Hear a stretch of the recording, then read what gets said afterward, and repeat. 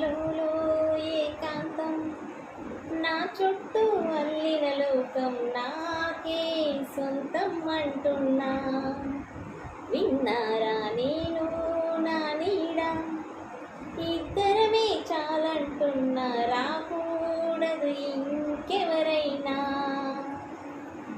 అమ్మ ఒడిలో మొన్న అందని ఆశలతో నిన్న ఎంతో ఊరిస్తూ ఉంది.